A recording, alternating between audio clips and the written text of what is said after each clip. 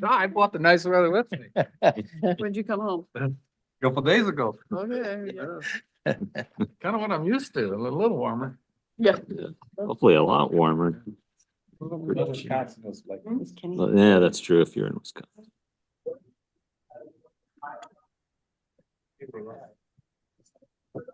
And Kate has, she a co-host or whatever? Great. I need to, I had a tab going. Jeff, that's me. Yeah.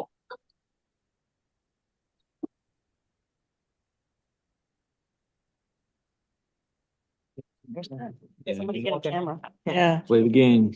we're all gonna be We're all here here. Somebody tonight. Get a camera. I believe we can screenshot. Screenshotting, everybody's in the chairs. Very crowded. It feels like it, huh? Because we just, Yeah, it's because we're all here awesome. Summer. in person? in person. Documented. Yeah, somebody take a picture. And it's a sunny day out. It's amazing. amazing. Yeah. And there's an audience. And there's another. Oh, yeah, yeah, that wind. Yeah, absolutely. When you get out of the sun at that point. Yeah. Afterwards, I had. I'll get all the grannies with the old. with the You. glasses. We should put our glasses on and our. They knitting. were live on there. Are you And there is. ready to go? Oh, yes, I am. That's what I thought. Okay, we'll call a city council work session of April 25th, 2024 at 6 PM to order. Roll call, please. Mayor Allison, Here. Tom Baylor, Here. Kathy Sherman, Here. Casey Kinsman, Here. Wendy Rainey, Here. Dave Zastro, Here. Kristen Carpenter, Here. Ken Jones. Here. That is all of council. Okay, thank you. Our work session topic this evening is the Eyak Lake Weir. Follow up with Kate Morris, I think is Kate. She's Yeah. ready. Okay, go ahead, Kate. Floor is yours. Thank you. So sorry I can't be there in person, but I am here in Anchorage in the Dow office with you and our design engineer. So my lifeline is sitting right next to me, because you all had some great questions last week. I also it looks like we are being joined by two folks from Alaska Department of Transportation. We've got Jeff Stutzky. Are you with us, Jeff?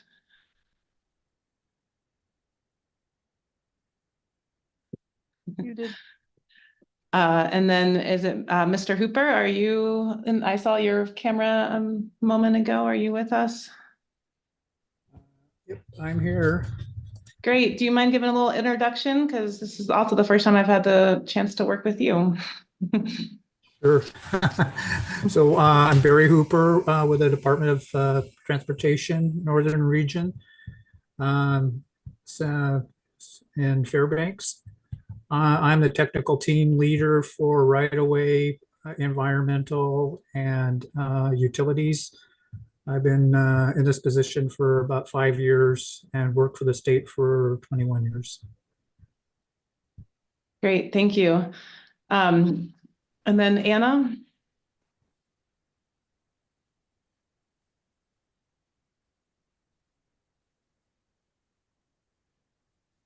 Sorry, I'm navigating multiple screens. My name's Anna Senecal. I'm with the U.S. Fish and Wildlife Service. I am the habitat lead for South Central Alaska. It's a new position for me. Prior to that, I was working exclusively in the Copper River watershed and have been interfacing with this team and this partnership on this specific project for a couple of years now, which makes me a neophyte compared to some of the folks in this room.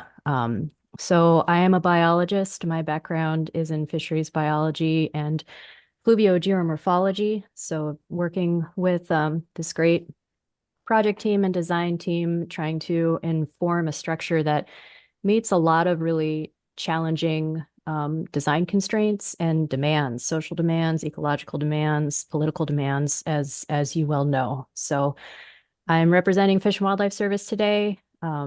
We value this partnership, this project, the work, and we are here. I also need to acknowledge that I'm flying solo tonight. My husband is a shift worker and I have childcare coverage for 1 hour, so I will be leaving at 7. Now I apologize for that. Well, that's motivation to be efficient. So thanks, Anna. Emily, thanks for joining. Do you want to do a quick introduction?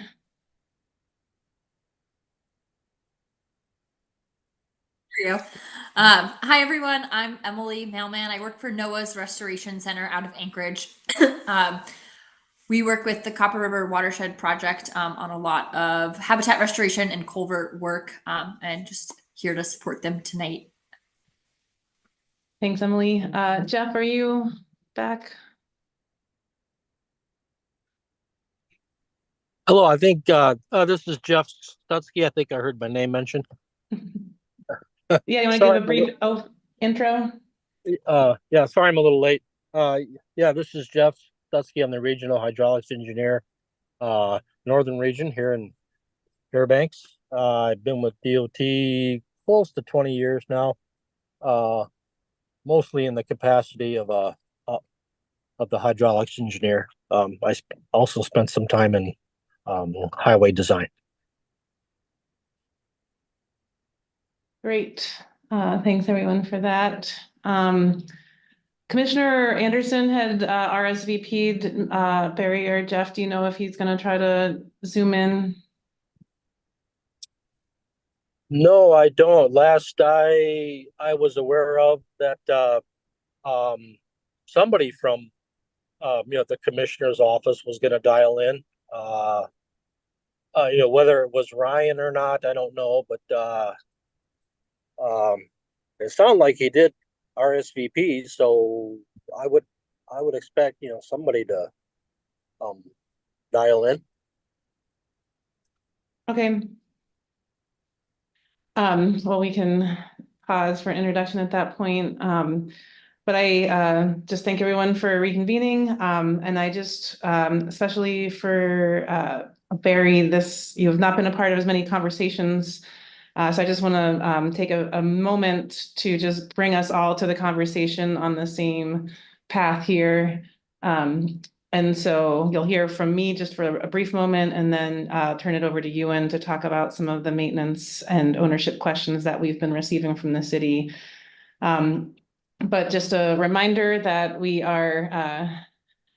I work with the Copper River Watershed Project, who is a lead partner in facilitating a much bigger group of partners, 10 of them highlighted on the screen here, but multiple other agencies and organizations with permitting and other jurisdiction in the area that have been a part of the conversations to date. And I do anticipate that Megan Marie from Alaska Department of Fish and Game is going to tune in, but she had something that would make her a little bit late.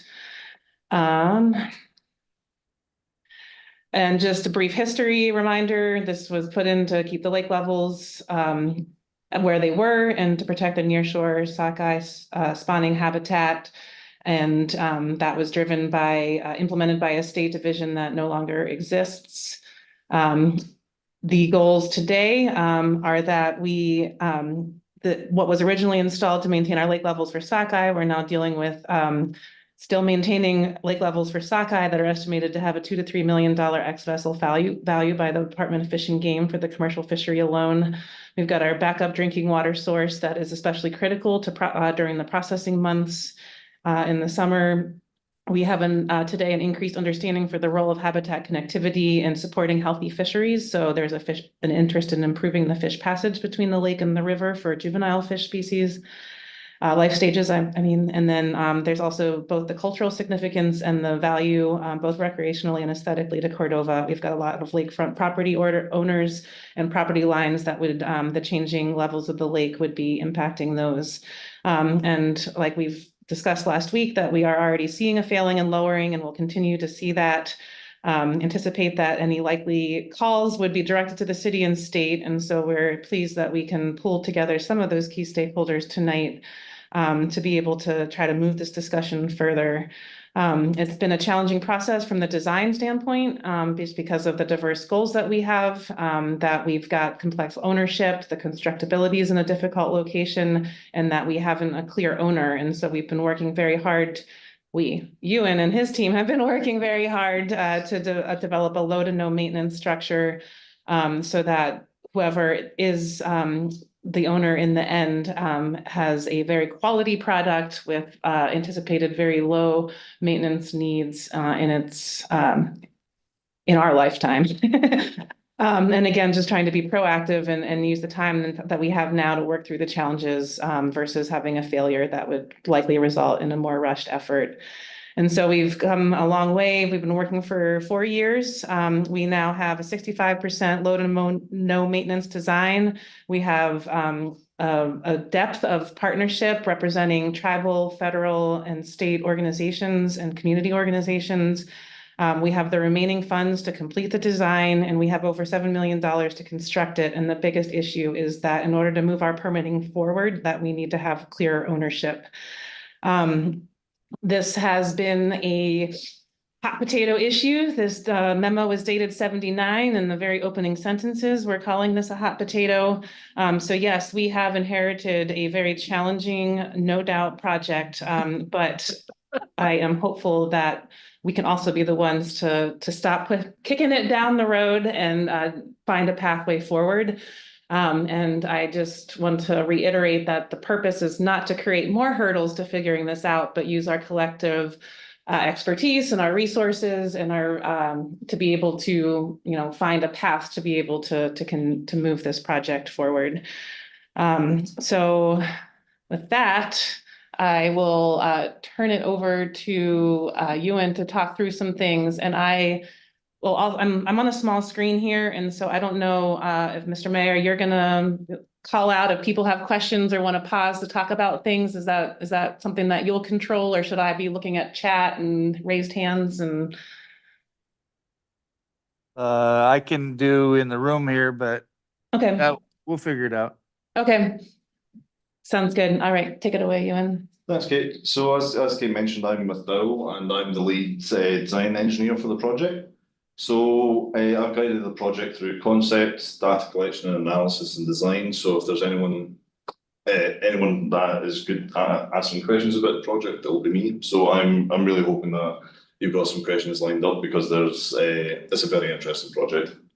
So what I want to do tonight is, just so everyone's on the same page, is to go over some salient design details of the Weir and describe how we've reduced the risk and potential maintenance burden for any prospective owners. So what I'll do is give an overview and go through some of the frequently asked questions that we've got so far. If you can go to the next slide. Oh, actually, no, you're on the next slide. So to frame the discussion, I've outlined some of the design constraints that Kate's kind of alluded to. So there is kind of 6 major ones. So we've got maintaining the lake elevations within the existing range that we currently see on Eyak Lake.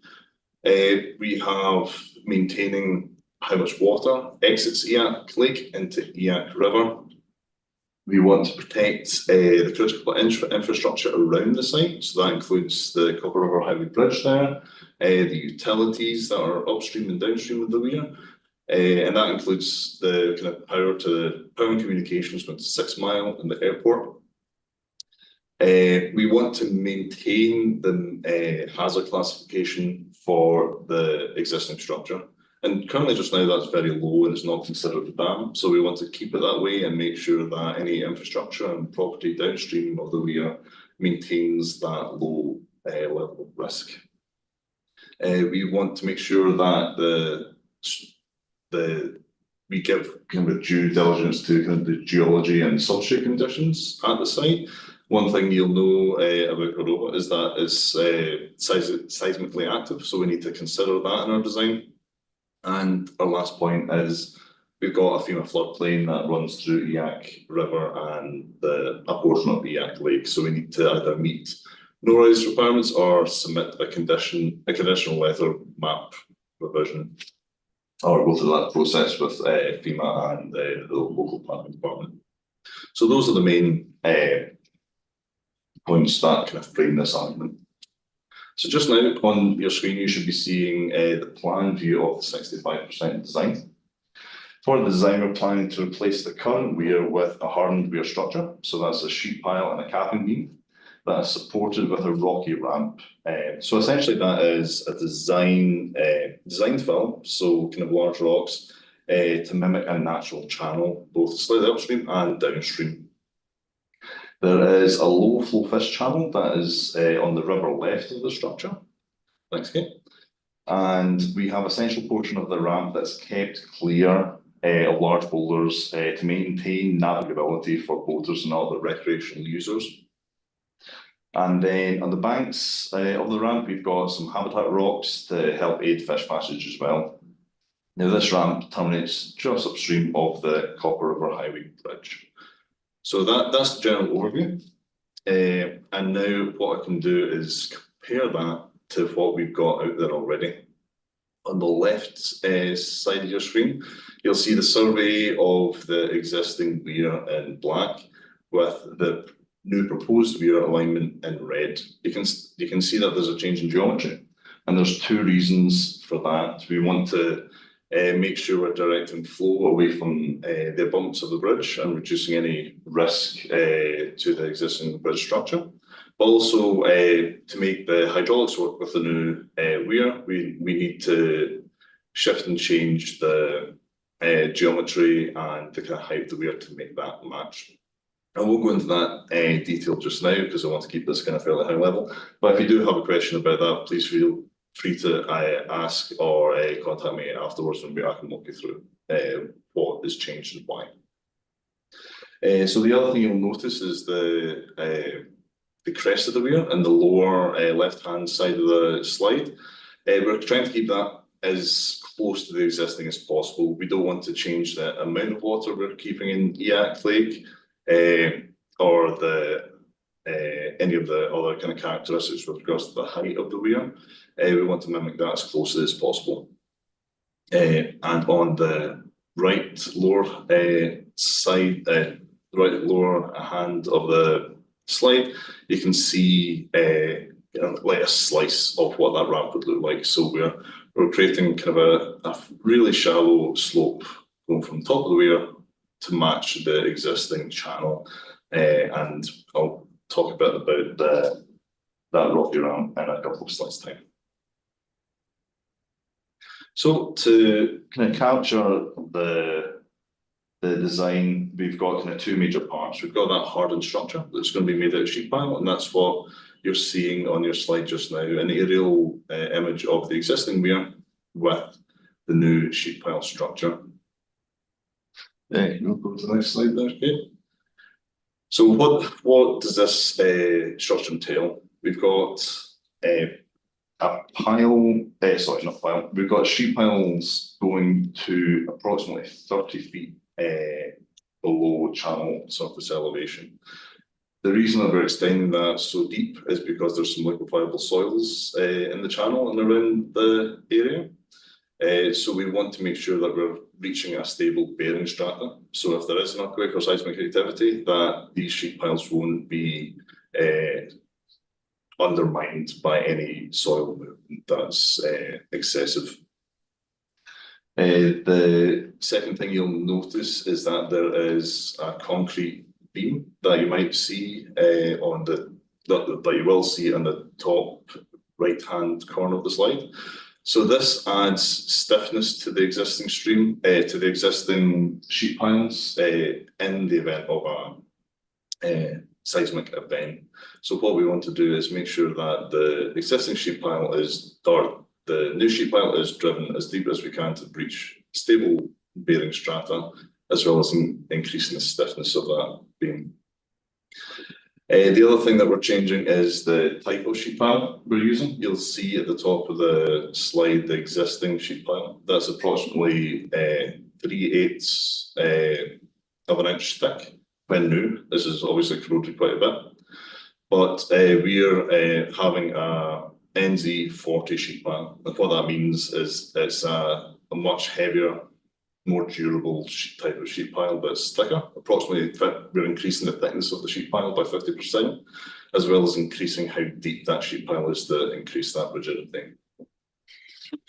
The last point I'd want to make on this kind of hardened structure part of the weir is that the sheet pile and the cap beam are supported both upstream and downstream by channel material. On the upstream, we've got class 2 riprap to help protect against any ice or potential strikes by boats. And then downstream, you've got that well compacted stream substrate that will mimic an actual stream. So essentially this encases the weir structure and adds an extra layer of protection for that structure. Okay, next slide please, Kate. The next part is the rocky ramp. Here we see the kind of grading plan. It might not mean too much just now, but I'll try and illustrate that in the next slide. But essentially we want to create kind of a bank-to-bank natural channel. That's what I want to kind of convey with this slide. Next slide, please, Kate. So what we've got on the screen here, I've got one channel cross section at the very top. So this is if you draw a line from the left bank to the right bank and take a slice. So this is what you'll see. You'll see that there is fill that is going to be compacted and placed in the channel to make that ramp with several kind of rock ramp the several large rocks placed on either side of the ramp to kind of help slow velocities down. And you can see that central portion of the ramp that is completely free of obstructions for boaters. The two profiles on the lower half of the slide are sections that are cut from the top of the weir down to the bottom of the ramp. And this gives us an idea of how some substrate is placed. You'll see those kind of large boulders that are placed within the ramp structure. Okay, if you could put your mouse on those grade control structures. So these are large rocks that are essentially banded across the channel, left to right. And these are 3-foot rocks that are designed to completely stay in place and help that material not move whatsoever. Because the one thing we want to do, so once we place material, is have it stay as is without any kind of interference from high flows. So those kind of bands of rocks help keep that material in one place without moving. Before going to the next one, I know it takes my brain a minute to like understand cross sections. Are there any clarifying questions just to help orient anyone's brain? What's the down on the downside of the weir? What's that terrain's going to be? It looks like it's going to be rather steep. Is that? I guess I'm asking the question because historically that's been used for sport fishing. People walk out there. It looks like it's going to be, and I know that's not the design we're trying to work into, but it looks like it's going to be pretty steep, which would not facilitate anybody walking out. Do I look at that right? That's a good question, and that steepness kind of alludes to the scale of the cross section there. So it's a 3% slope, which is, I think, doing my math kind of quickly in the head, is like a 1 in 30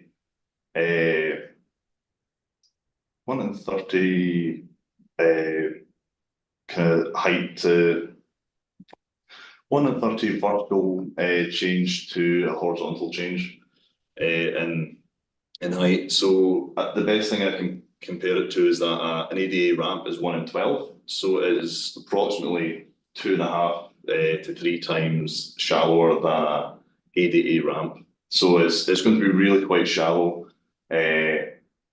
compared to what you're seeing on the slide here. So that's a great question. It looks very steep here because we've because of the horizontal scales that we've used in the drawing.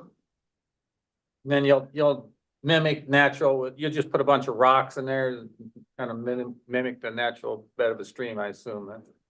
Correct, yes, Want me actually, to this go is to a the good next chance to one? go to the next slide. And then I see your hand, Anna will come back in a second. So just, this is a great question they had, so this leads into the next slide where this is essentially what we're going to be aiming for. And this is the view you'd have if you are looking if you're standing on the top of the Weir, looking downstream towards the bridge. So you'll see kind of a main channel that is kind of got a majority of the flow with rocks either side. So this is what we are aiming for. Sorry, I was just checking to see if that was someone trying to call in. Anna, you had your hand raised?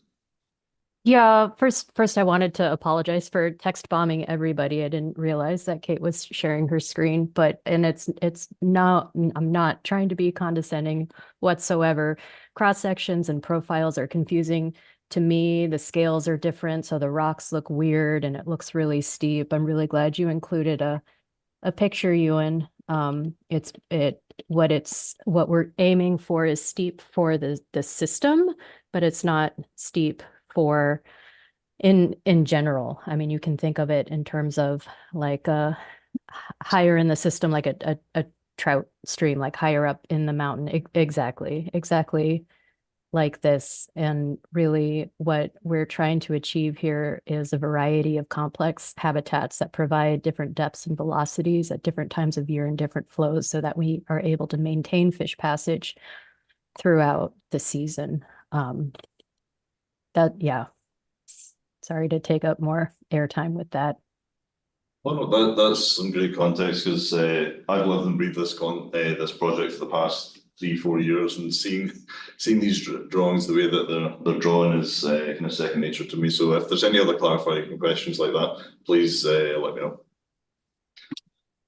So yeah, I think the only other point I would add to this is, as I mentioned before, it's like this fill would be compacted and really help protect that sheet pile structure that we're installing to keep that the lake level as it is. So to give you a better idea of, well, actually no, that's it. So just now we can look at the frequently asked questions that we've got. There's about 4 of them of that I think will really highlight some of the main questions that any prospective owner or any member of the public would have. So the first one is, what is the life expectancy of the Weir? Engineered structures typically are designed with a design life of 50 years. Now, design life is different from service life, and design life kind of mainly looks at how the loading will change over that 50-year lifespan. However, service life looks at what is the actual life expectancy of the kind of materials, etc. So some of the points that I want to kind of convey about the service life and the materials is that the sheet piles that we're installing are incredibly robust and designed to code that includes like seismic loading and our typical hydraulic loading. So these will be a huge step up to what's there currently. One of the points that's often overlooked is that this set of sheet piles will be completely submerged, and because there's a lack of kind of free oxygen to attack the metal, there's a kind of a lower corrosion potential, so increasing that lifespan of the material. And the kind of final thing I'd like to kind of convey is that the concrete crest that we're putting in there to kind of increase that stiffness is really quite substantial, and with the epoxy coated rebar that's placed inside, this should provide the service life as well beyond 50 years. Now, this is something that is quite hard to put a number on, but we've kind of had reports of sheet piles like this in kind of freshwater, groundwater scenarios lasting up to kind of 125 years. I will be very conservative and say kind of like we wouldn't be able to kind of put that number on it, but it'll last for a substantial amount of time with the way it's designed. Does anyone have any questions about that, or would you like to move on to the second frequently asked question?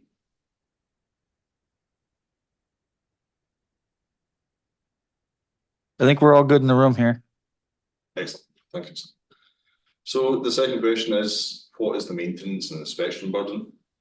As you noticed, the sheet piles and the concrete crest will be completely covered by that substrate material, so there wouldn't be a lot of kind of opportunity to inspect as such. However, the only inspection that I would recommend is that there is a significant event, such as an earthquake, that would potentially change the crest elevation. That's the kind of main thing that we're looking for here, is to make sure that we are maintaining the lake levels as is. Then for the rocky ramp portion of it, this maintenance would only really relate to stream substrate and its ability to pass fish. The sheet pile and concrete crest can stand independently of having that kind of support from the rocky ramp. So the kind of maintenance that you would see there is only to kind of make sure that fish can pass safely, and that's anticipated to be led by kind of local partners through a memorandum of understanding. But those local partners would need an owner in order to get permission to do such work. So we're willing to do it, but again, just being able to ask for have a channel to go through would be outstanding. And at one point I think I'd like to raise is how much maintenance has occurred to the existing Weir in the last 50 odd years. Safe to say there's not been much. So if Benign neglect. pretty much so. So if a structure that is 3 times kind of essentially a structure that's not effectively designed to seismic code and hydraulic code has lasted 50 years with not much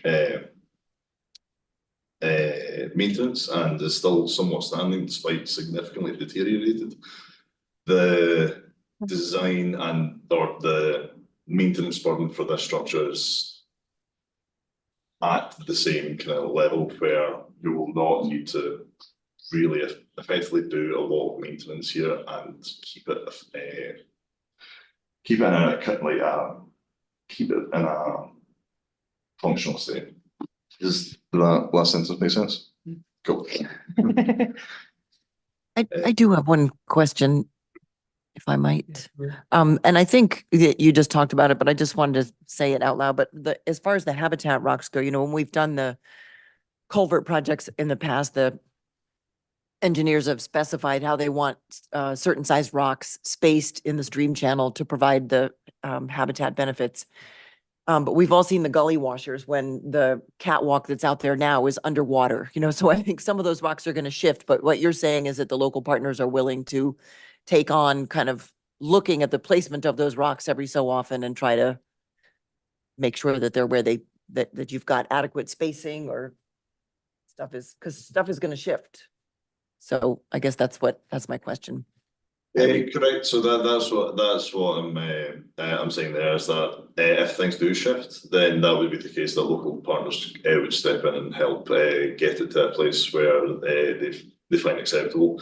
One thing we've done over the past year or so is done a lot of intensive data collection at the site. And one thing that we found at the site is because the water kind of slowly creeps up in backwaters and kind of rises over the Weir, that this has a muting effect on some of the velocities that you see there. So the worst case scenario for velocities is actually an average flow on any kind of given summer is about 600 CFS. So that is any kind of flow within June, July, August. During these kind of large events, say the 100-year, 50-year event where you get a significant amount of water, you see things like the Weir being completely gone underwater. Those velocities are a lot lower than you would see in any other case. So it's an interesting part of the site and something I can further describe in the after the presentation or at any other opportunity. And just to like restate it in a different way, is that the river itself is keeping the water back in the lake at these flood events. And so when we think gully washers and have like that lots and lots of water flowing, it's actually not having that same effect at this particular site because of how the whole system in the river is backing it up. So when we're thinking about things washing out during high flows, those high flows of high rain events are not high flows at the Weir site because of the way the river backwaters into the lake naturally, not because of anything that we can do at the Weir site. That's it. Thank you very much for that clarification, Kate. I think it's equivalent to someone having their thumb at the end of the hose pipe further down an Eyak river. So the water level during those high water events are controlled from downstream and not necessarily. Mayor, I have a question as well. Yeah, as far as requirements for inspection, as you've listed here, anything that's as significant as I would assume another 64 quake that would actually change crest elevation would be the only thing that would trigger the need for an inspection? Is there anything less than that that would require any kind of a official inspection? I wouldn't say so. And this leads into our next question quite nicely. Is that what have we done how have we designed for that worst case scenario? So for say seismic loading, using the materials available to us, we've looked at the maximum credible earthquake. So something like a 64 earthquake where there's a significant earthquake, and they've got a definition there. I'm not too sure if everyone in the room can see that. So it's the largest earthquake that's likely to be caused by a specific source or area based on a seismological and geological characterization of nearby and distant potentially active seismic sources. That's from our geotech engineer, so I apologize for that. So essentially, yes, to answer your question, it's an event like that where I would want to go out and double check that the Weir is where it should be. I'll also add on the question that Kristen had asked about the habitat feature maintenance that depending on what the construction bid comes in, we've already been having conversations with our major funding partners, largely federal highways, because their timeline for execution is it will be an open agreement longer than our current funding with the trustee council, because we got that one first, and so the clock started ticking already. But we've already been talking with federal highways about any funding that were not needed for construction that we would want to retain for the first up to 5 years, because another lesson that we've learned from our culvert projects is you can have best laid plans on paper and pen, but when you add water, you need to, make sure that things settle and stabilize in the way that you are anticipating. And so we're hoping that we might even go into this with some initial funding if there are to be any tweaks to help offset time for rock bars and mussels to adjust any of the habitat features. So that's something that partners are already actively working on. Does that answer the question? Yeah, thank you. So going on to this third question, what's our worst case scenario? So I've kind of covered the seismic aspect of it, but we've also done extensive data collection at the site over the last couple of years, especially in the last year. So we can minimize the changes to the lake elevation, design the rocky ramp material to resist the kind of highest anticipated flows that we've modeled, and then maintain that dam safety hazard classification. Essentially, I want to make sure that what is going on in the lake now, how it behaves, remains as is. So we reduce any risk of any kind of changes to lake elevation and or how the Weir impacts I was going to say customers, but the impacts residents downstream. last one. Yeah, let's go on if there's no other questions. So the kind of one of the big questions is what happens if there is a catastrophic failure of the weir? Now, as I've kind of described, we've really kind of went to town with regards to kind of anticipating the kind of seismic loading and all our kind of worst case scenarios. So the new weir, we're not anticipating is kind of a catastrophic failure where something bursts because there's so much material upstream and downstream of that sheet pile structure, and also the sheet pile has been drowned 30 feet below the surface to reach that stable bearing strata. Now, for the existing weir, this is covered by one of the DNR reports that's been made available to the council through from Kate, and that's the field inspection and deregulation of the Eyak Lake Dam. That's dated from 2012, and they described that the water would be a slow failure, and the water from Eyak Lake would flow through Eyak River in a kind of controlled manner and reduce the water elevation at Eyak Lake without causing severe flooding downstream. That would be within the normal river water, the normal water elevation within the river. So that's those kind of catastrophic events. So if the existing weir kind of completely fails, will be kind of a slow control release, and the new weir, we're not anticipating that there would be a blowout like there would be with the existing weir. It would be fairly stable. The end of your slide, right? And this is the end of my slides, unless there's any other kind of questions relating to those last couple of slides. Thanks. I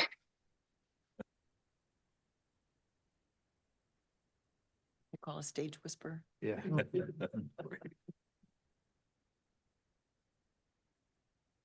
So the are there other questions for you at this point? Any questions? Not from the room here. Okay. And I was not very kind to everybody in the room. I know I can see the city councilors, but it sounds like there might be some folks in the crowd too.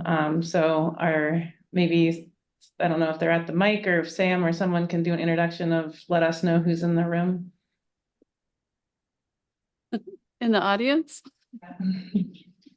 Kirsty Jerica, Alexis, Jason Ellington, Kevin, the planner, and the famous Forest Service Ranger. That's what I was waiting for. I was just making sure. Cool. All right. So I know we're at 6:45, and I did want to turn it over to the state to get kind of an update on some of those internal conversations, but I also would like to leave a few minutes for Anna to give an update from Fish and Wildlife Service. So I don't know if Jeff or Barry, if you're able to maybe give like a 10-ish minute update or so on any conversations and kind of what the pulse is within DOT at least, and who you've been talking with.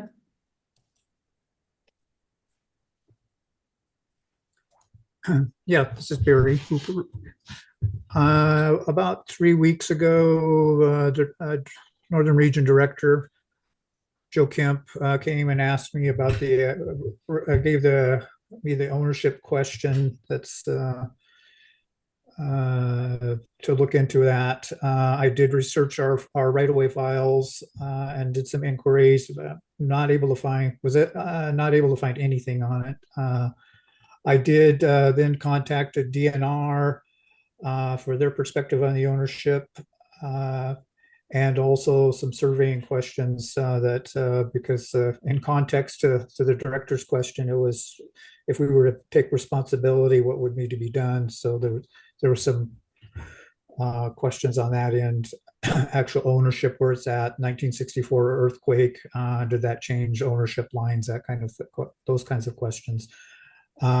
So I've been having some conversations with DNR. They've confirmed that it is the submerged lands for the lake and the river are owned by the state. Those were acquired at statehood. Those were determined to be navigable, so that when at statehood, those were conveyed to the state by the federal government. The best information I've had, and I've gone through it, the Dow collection of information that was put together. It looks accurate. The DOT did construct it in 1972. It was the state legislature funded it apparently. So the conclusion is the state owns it. There's a question now of which department's responsible for it. I've reported that back up to my director, along with some questions of, this appears to be a policy question of how this would be resolved between three departments, Department of Fish and Game, DOT, and DNR. So that's, from my understanding, that the I was also looking into trying to set up a meeting with Department of Fish and Game. I think the commissioner is running with that idea that for the three departments to get together and coordinate that issue, but I haven't gotten any feedback yet on that. So I think state owns it. Which department's responsible for it is going to be under discussion. Thanks for that update. Are there questions for Barry?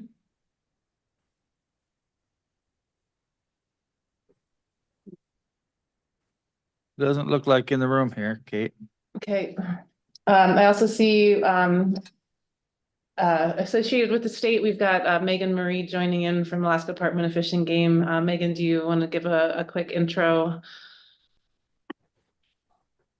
Sure. I'm with the habitat section here in Anchorage, and so I've been doing permitting work, general oversight for habitat related stuff in Cordova since about 2007. I did discuss this initially with our Fish and Game, well, at least habitat leadership. I don't know how far it went up the chain at that time, and definitely didn't receive extremely, I guess, exuberant response of yes, we'd love to take ownership of this structure. So yeah, I did hear word recently, just as mentioned from DOT, that there was a top-down kind of, I guess, commissioner level and on the way down, just desire to have a discussion. I was kind of notified of that, but haven't heard anything since. So that's pretty much all I know. I'm responsible for, when possible, coordinating comments amongst all of our divisions, sport fish, calm fish, wildlife related for projects. So I do know that there is support within the department across divisions, commercial fisheries, sport fish, and ourselves to see the project go forward. I just don't know that extends to the ownership level. So I can't really speak beyond that at this time. But any other questions, feel free to send my way. I apologize, I wasn't able to log on until a little bit after the meeting started. That's all right. Happy to have you. So this work session came about because during the city council meeting last week, we appreciate that there is the effort within the state agencies to have those discussions. And it was put out there that maybe the city might want to help control our own destiny and consider the ownership. And so there's been a lot of questions, some of those that we discussed or were raised during the city council meeting last week. We're wanting to just feel more confident from the partners that have been involved in the project so far that after this project is implemented, that they will still be partners in the project. And so this is my segue over to Anna before she has to sign off to help give an update from, Fish and Wildlife Service, who's been one of our partners from the beginning of this project to help provide funding for our initial investigation so that we could have enough information to be able to pursue. And then Anna was critical in helping to pull together the Exxon Valdez Oil Spill Trustee Council proposal that we were awarded to get this project really moving forward. So Anna. Sure. We run the risk at Fish and Wildlife Service and Habitat Restoration anyways of being the people that move paper around and transfer money to the people that do the work. And money is important and it makes the work happen. This partnership is so special, for one, because it's so well run. Kudos to Copper River Watershed Project. And there really is a mutual investment. So like I said, I haven't been here for very long. There are many who predate me, but I think what we have shown as an agency is our track record of investing in this partnership. And I think hearing the needs of the community, and really trying to balance all of those needs. That's the world that we work in, right? In infrastructure, in fish passage, really working to accomplish all those goals. So what I can't promise is any kind of a signed document or dedicated fund for maintenance, and that's simply because of the way that we move money, the bureaucracy and the hoops and the red tape that is the federal government. So I guess what I'm essentially saying is, trust me. I'm with the government and I'm here to help. There are a variety of Fish and Wildlife Service specific funding mechanisms, funding sources. So we have base funding, annual funding that we try very hard to allocate some to this partnership so that they can be nimble and they can take care of themselves and grow and develop as professionals and work in ways that aren't necessarily encompassed within more traditional funding sources that really want to fund construction.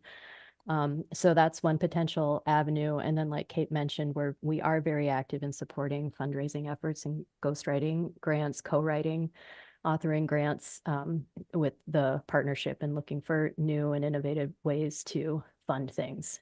We recognize as practitioners that you don't set it and forget it, you build it, it adjusts, particularly over the first few years, right? But unfortunately, the way that a lot of these funding sources work, not only is it hard to find design money, it's nearly impossible to get money for maintenance and monitoring. We're slowly moving towards that as a field, as a society, but it's a slow barge to turn. So we recognize that. We also recognize, the limitations that we're working within our own internal structures. But we're not going anywhere. This is a priority project. It's kind of experimental in Alaska, at least. So it's I don't know. Cordova's on the map in more ways than one.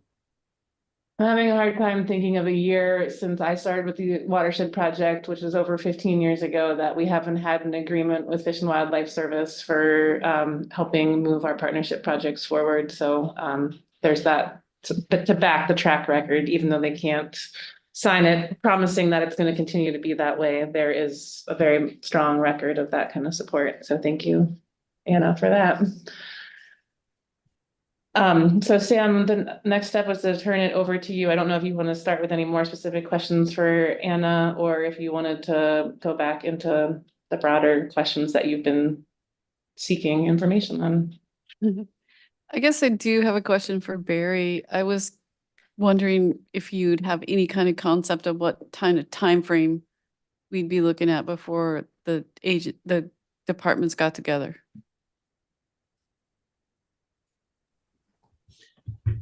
No, I don't. the last I saw was earlier this week, the communication to Jeff Stetsky from the commissioner. So I do know there's an effort top down. I would imagine it's soon. Jeff reached out like a week ago to Fish and Game, and I've been talking to DNR already, but not necessarily the section that would be handling the specific question of responsibility. So anyway, conversations have already started with all three departments. Now it's at the commissioner level. Thank you. So I just did a little research for the city side of it, and I handed out at the meeting some of the questions that I've bugged Kate and Ewan with all week long. They'd answer me, I'd ask another one. But they did great, and I think there's some good answers in that information I gave you. And then on the back, I also talked with the lawyer, because that's always important to understand what their thoughts are. And she gave me some ideas, like some things. And in this one, I wrote an MOU with the Forest Service to do monitoring, because I had thought that was the way it would go. But whatever, whoever, however, we need some kind of MOU agreement about the monitoring to make, because there is nobody on the city staff who knows how to go out there and measure rocks to make sure they're passing fish. So that's, for me, that's a pretty important thing, because that's a major portion of this funding. And then the other thing is like a risk assessment, and that's a lot of the questions that are already within these documents. What's the risk of it failing at a catastrophic level? What is the risk of it just failing altogether? And so they talk about the construction and how that works. So risk assessments, here's the risk, what's the mitigation? It's a in-depth risk assessment from the engineers, but also from looking at liability. Is it safer than what we've had? Is it a safe walking area? Kind of like what Tom asked, those kinds of things would also need to be looked at. And all the paperwork, whatever that may be or not be, that is required to go through to get ownership, needs to be done by somebody and presented to the city, and then probably reviewed by the lawyers. I don't know what that would look like. I have no idea. And then I'm waiting for a response on the cost of insurance for it, because unfortunately the timing with insurance wasn't very good, because they're doing their renewal period right now. So they've been flooded. I'm hoping to have something in the next, maybe by early next week. It's not uncommon for us to do insurance. We insured the kayak ramp. We have insurance at the parks. It's not a new thing or a big deal. It's just, what they think of the cost of the liability portion of it, and then also some kind of, replacement cost. So I can't answer that one. I just think those are the things that would be important for us. I'm not saying we go one way or the other.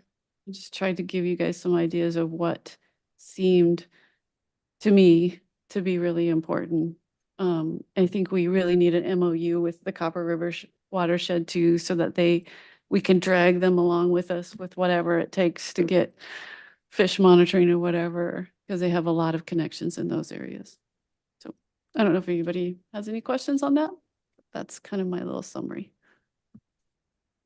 Go ahead. Thanks. I don't know if this is necessarily a question for you, Sam, but it sounds like Barry Hooper was saying that the state has acknowledged that the state Yeah. owns it. And so can we say I mean, I don't even know if we can say we want it. Right. And if they I mean, and refer I'm to us not saying we because want it either.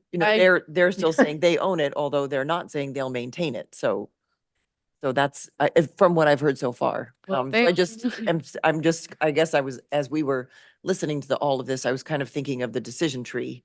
What has to happen? Like, it sounds like the state has to decide yes, or say, they have acknowledged, yes, we own it. They want to say, do we want to keep owning it?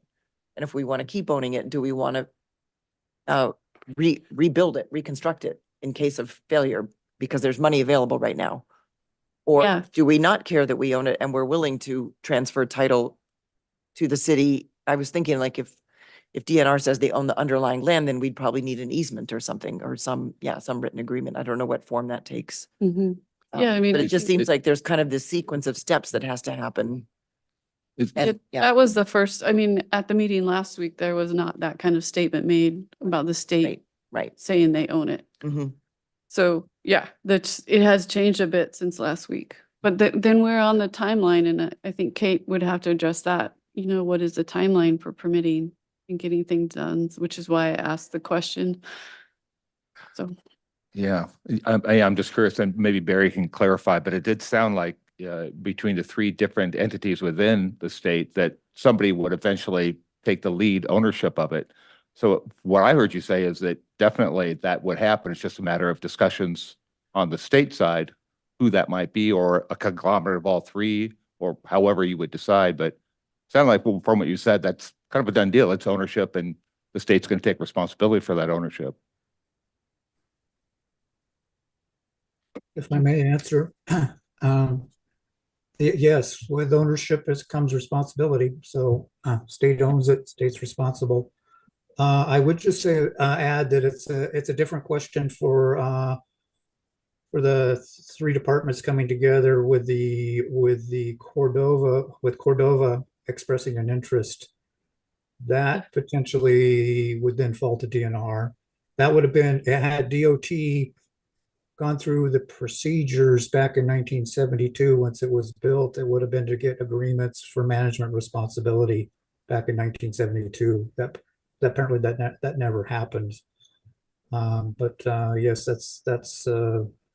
that's how management responsibility is a common mechanism for transferring between departments, is having a DNR do that. I would imagine it would be the same type of mechanism. They would be in the driver's seat to decide what kind of, whether it would be a lease type or a easement, or what kind of ownership mechanism they would agree to. So I can pass that on, because that's a separate, that's two different questions, which whether which department wants to take responsibility, and then the mechanism for transferring ownership to Cordova, which I think would fall to DNR. Under Okay. our statutes, if we were to give up our things, we transfer it back to DNR, and then they would convey it to somebody who would be interested in it. So, anyhow. Yeah, if I could interject, I think you're mistaken. Cordova doesn't want it. Cordova wants the work done because the money's here now. So Okay. if the state owns it, then you guys need to deal with it and keep the ball rolling, because the money's going to go away. And we didn't say, hi, we're Cordova, we want the Weir. We were going to step up because there's a timeline on it. So because we don't own the Weir, you own the Weir. Now you guys need to step up and move through the bureaucracy so that she doesn't lose her grant funding. That's basically the bottom line. So I would make some more phone calls to those three organizations and get people at the table. It's pretty simple.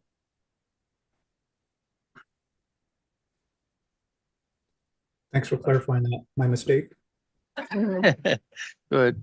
Yeah, I get along those lines of funding. Can you speak to like how much of your funding is use it or lose it money? Like if we don't use it by this day, it goes away. I think that's important to know, and I want Barry to take note of that so he can take it back and say, hey, if we don't have a decision by this date, money's gone. And we're starting over. Next fundraising. Friday, it's all gone. So we have two different funding sources, and it's just like what the trustee council funding source is through 2027, and federal highways is going to be longer than that. So the timeline that's ticking now is that we have everything ready to go except ownership to go to construction in January of 2025. And we know that costs just keep going up. So the longer that we wait, the costs are going to change for our project implementation, and we might not have adequate funding The funding that we do have, if we don't spend it, by the time that the grant has expired or by the time, and we, Anna knows, we sometimes need to ask for extensions, and there are mechanisms within various funding sources that allow you to do that. So we have no imminent need that this funding is going to disappear tomorrow. It's just that things aren't going to get cheaper. We might not end up not having an adequate funding amount to be able to implement. And in the meantime, the lake is lowering and the weir is continuing to fail. So I think, we still have a few years till the funding's gone. And we wouldn't be able to use it for other projects. It has to be spent on the weir. We went into those funding agreements with our partnership on the same page of, even though we don't know the owner, we are committed to figuring it out. So that was how we were able to get the funding without having an owner. And so, yeah, we're just, here we are. So Working to Kate, can you figure it move out. forward now that you have an owner? I mean, the fact that the maintenance and who's going to be monitoring it hasn't been decided, but you have an owner.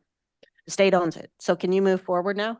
I was actually going to ask Ewan, because he's the one who is dealing with it's the FEMA permitting that has the longest time frame. Correct. And with the permits in general, we need a direct contact person. Generally, permitting agencies will not grant a permit to a general organisation. They want to have someone's phone number, email address, and someone essentially answerable to whatever permits are issued. So until we get that, it's going to be very hard to submit any permits. So Barry, what's your phone number? What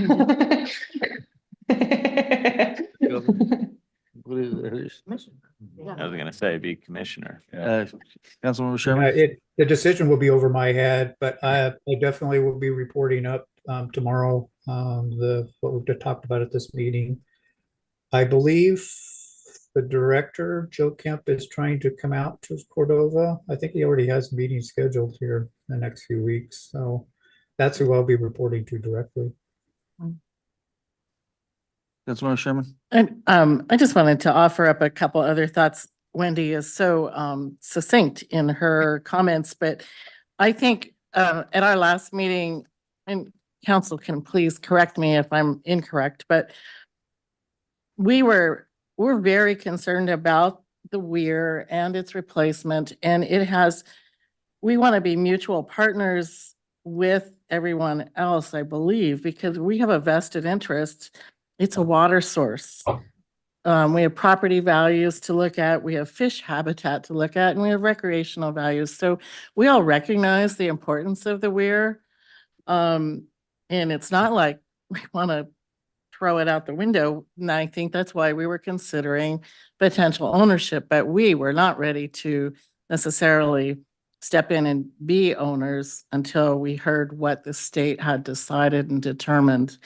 So I just think that, and the city has worked well with Forest Service and Watershed Project in the past, and I can see that we're pretty committed to all of those things for those reasons for our community.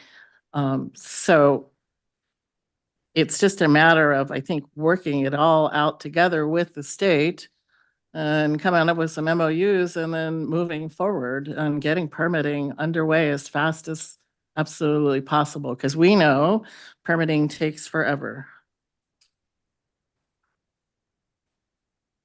And just to piggyback off that, if you want to, like, how important it is to us, we have all 7 of the council here and our mayor, and that hasn't happened in about 6 months. So we're all in one place right now.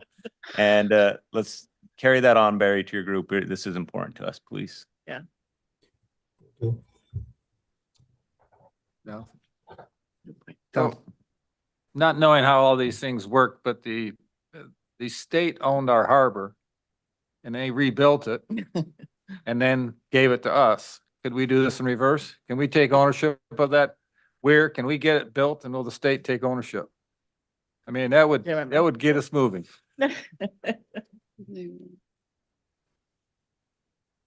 It kind of sounds like that is on track with how it works when we do culvert projects. but that's because the state already owns the Copper River Highway and they acknowledge it, so I'm not sure, like, we still need, it's not a finders keepers situation, we still need that designation of ownership, like, we become owners of the culverts during construction, and then we sign off with DOT at the end to turn it back over, so there is a process that we've gone through with that, but it's never started with without that point of contact, ahead of But yeah. time. Yeah, but it does start with a right-of-way permit, which is what DOT gives us to do the culverts.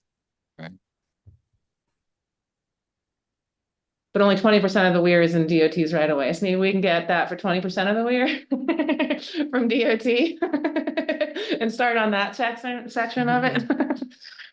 Yeah.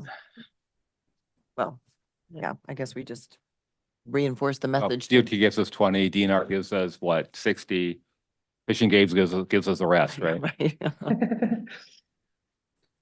I believe if a scenario is if DOT assumes responsibility for it, we would have to go through our process with DNR to get permission. So that's typically what we do for new areas of the state that we don't specifically have a deed to, is that the state owns, is we go through a process with DNR. But that's a scenario. And there'll be a time frame associated with that. We would probably, on our end, to expedite it, we usually get a right of entry, which goes fairly quick within a few months. It kind of depends on how fast the surveying information could get together for the project and what would be acquired. And then the actual transferring of the ownership to DOT would be an after the fact easement. So anyway, just explaining one scenario. If DOT agrees to take on the project. And so I'm curious, Barry, we have invested a lot of money in collecting a lot of different survey data. Like, what can we hand off to speed up that process, or does it need to be done by state? That will probably be its own discussion as to whether you just hand it off to us and or we go out and hire a surveyor or DAO. That's its own question of how we proceed with the survey information and put together a request. It has to be a surveyed. Well, yes, I guess it's a question of how much survey information we need to get it right off the bat to get it going. Like I said, the right of entries are generally pretty general. I do, from the plans I've seen, it looks like there's private ownership too. So I'm not sure if I'm right on that. Are you talking like Eyak Corporation in Chugach, Alaska with the subsurface rights? The areas that would be outside of above ordinary high water. Yeah, there's any given day it shifts, but it's between the Eyak Corporation, the Forest Service, and Chugach, Alaska is the subsurface right, and they're all informed partners that are tracking and a part of partner conversations. So I don't anticipate that being a hurdle, but something that we could assist with. Those, yeah, so those would be questions of how that would proceed, whether those, well, how it is, if DOT is taking it on, would we be ever, would the temporary interest be into DOT? So. And just one other question I have is DOT does have maintenance and ownership clearly of the bridge. That's a highway bridge, and there is a maintenance review process. Can you explain, like, how often does somebody come to check and evaluate the bridge?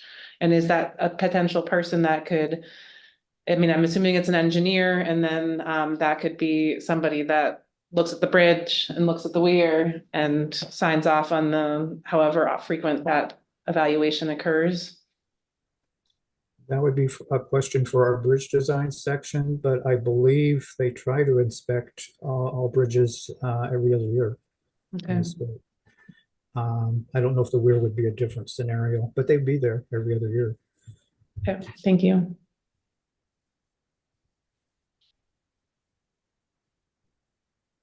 So you mentioned that Joe Kemp would be visiting Cordova. Is that for another project that, or like, would you be able to help get audience for the city and partners in Cordova with Mr. Kemp to discuss some of these things specific to the Weir? Or was he visiting just to check out the Weir? Need a host? I don't know the answer to that. It's just, I know that he was trying to contact the city when I mentioned it to him earlier this week to try to set up a meeting. And he even mentioned that he was going to be in Cordova anyway, so. Okay. He But, did contact me earlier this week. May 6th, I believe, is the date he gave me that he would be here. And I can't remember what time. We set a time, but I can't quite remember. Did he say why he was coming? He Was it wanted for to this? talk about multiple topics. Yeah. Isn't that the night of our potential rescheduled council? Does he want to come to council meeting? There you go. I could talk to him. But I don't think we have it on anything on the books, right? It's one of the days that was thrown out.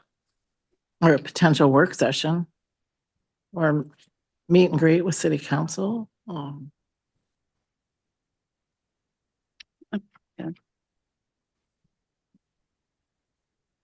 That would be worth my time. So I'll just say that. I'll join. Yeah. Well, the current Weir probably hasn't been inspected in its lifetime. It's just basically wore out. It's been there. I'm trying to think of what's the downsides?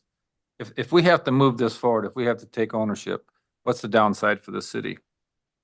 We got costs of insurance, so we don't know what that would be. I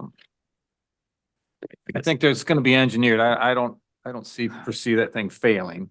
It's gonna be built well. It's gonna be way beefier than it is now. Well, my other question to the Councilmember Baylor's point is, if we take ownership of it, are we responsible for future replacement?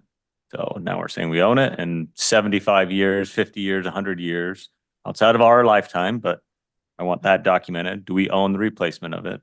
And then any damages that do come to it. Sure, we're not expecting any natural, nothing happens, but we also just said that we're building a boat ramp in the middle of it.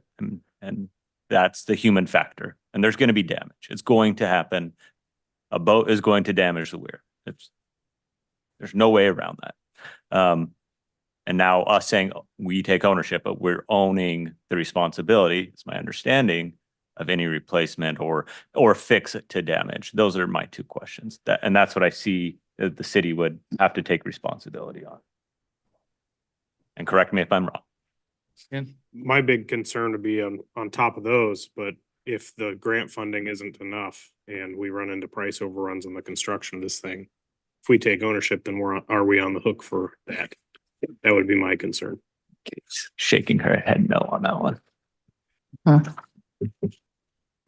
I mean, as owners, you can decide not to do anything too. I mean, like I like it's I guess I see it as ownership. It gives you more control over the timing that it takes to resolve and address these issues, and a little bit more power in figuring out what happens.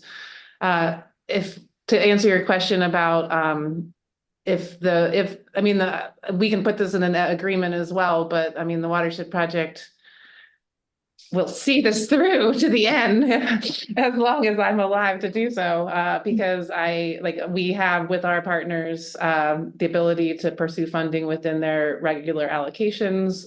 There's some other funding sources that we haven't tapped into for this particular project. And there's potential, ways that we might need to evaluate the bids to determine what do we need to adjust? I don't know, but it would not be the obligation of the city to make up for that. It's the city gets to choose if it moves forward or not.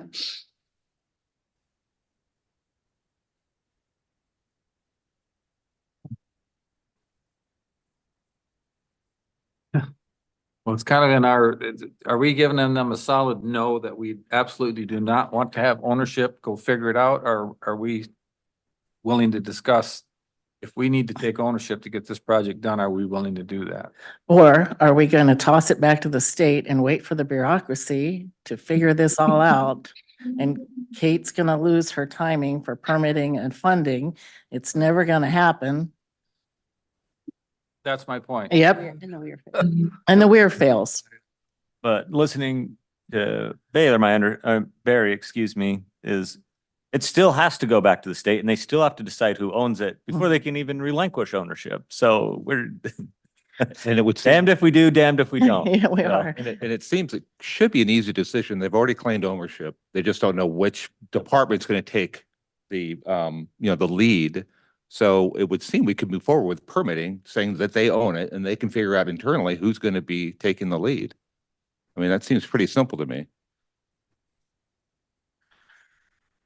It seems like the best first step to take to get the project going, and it doesn't mean that the conversations have to stop, that there could be a discussion around a different transfer of ownership in the long run, but there's nothing. Exactly. Exactly my point. Yeah, right. Mhm. So at this point, what can the city do to move the state along? Will a letter to the right person or invite this guy to attend a meeting with us, or using some political capital somewhere? I mean, what can we do to move this along? I'm thinking if maybe Kate and Sam could work on summarizing the points that we talked about tonight so that Barry has that to take to higher levels, commissioners, deputy commissioners, whatever level it gets up to, so that you have that to talk about, to say, here's what the council has stated as its interests and its preferences. And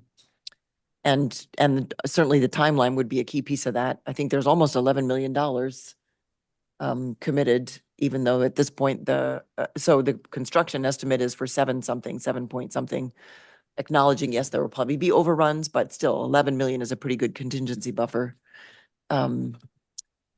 So, yeah, I mean, I think we want to, like what Dave just said, say to the state has acknowledged that it owns it. So which entity is going to take responsibility?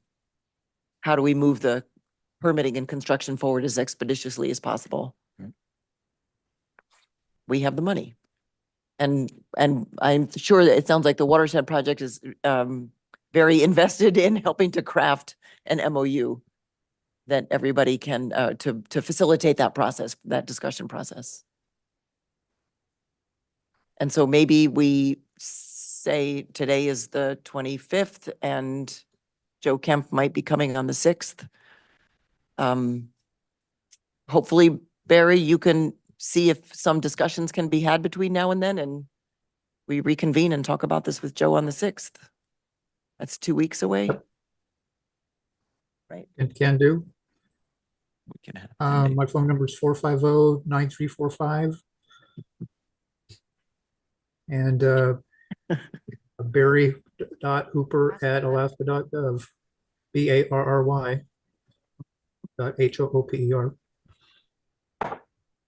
Home address and blood type. Yeah, way to step up, Barry. I appreciate that. Whiskey type. No, feel free to send me, if you have any little facts, funding and that kind of stuff, that would certainly help the conversation on our end. Good. Great. Good.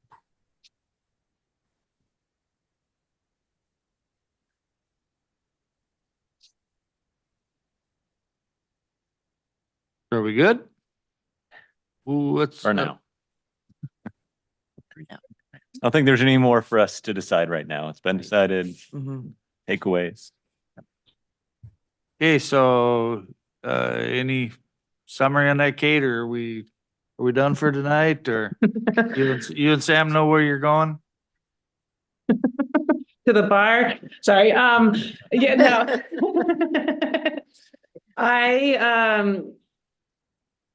So what I'm hearing, my attempt at summarizing is that it is nice to hear acknowledgement from the state that they own it, that there's still the hot potato being passed between the 3 agencies of DNR, DOT, and Fish and Game. I appreciate Barry being here to kind of convey and to go back and forth with those conversations, and appreciate Jeff as well, helping to spur those along. The city is interested in any action that we might be able to do just to help move that conversation along. So Barry will let us know if there's anything that can do on that front. And we will work to reconnect with Joe, and between now and May 6th, with his anticipated visit to Cordova, I will work with Sam on kind of summarizing some of the key metrics. And I've heard Barry wanting to hear like the timeline, and the funding piece is definitely important. We have a lot compiled on maintenance. I'm not sure if there's any other specifics that you want to make sure that we're including. I just feel like I'm repackaging, and I don't know what to keep in the package and what to take out of the package, or what to add to the existing package. So any feedback is helpful. Well, it sounds like maybe sharing the survey data might be useful. You know, just making clear that you guys have done a ton of data collection already, and it probably, I'm sure it's done very well professionally. It probably doesn't need to be redone, but maybe they'll feel otherwise, but that might be of value. The funding sources and any strings attached. We're familiar with federal highways, so if there's more than that, let us know. Okay. Yeah, just to kind of add on to Kristen's kind of point there, is that we've been very methodical on how we've collected data and how we've reported things, because we know that inheriting some form of unknown risk to some either state or city department is quite daunting. So we've been very methodical in how we've kind of cataloged things, analysed things, just to make sure that risk is apparent and everything's kind of open and transparent. So if there's any kind of documents or further data that you need, or any general questions, please reach out, whether it's city or state, because I want to make sure that every bit of data is available to make the right decision. Okay, appreciate it. Emily or Steve, did you have anything from other agency partners just to add before we close this work session?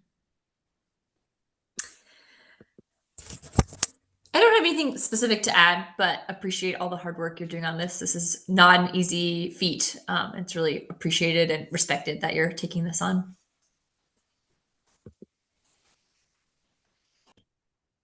So no, I think the topic was well covered. The only thing I would add, I guess, for the good of the order in regards to Barry, is we've also made significant progress on the environmental compliance and in the process of completing the 106 heritage work as well.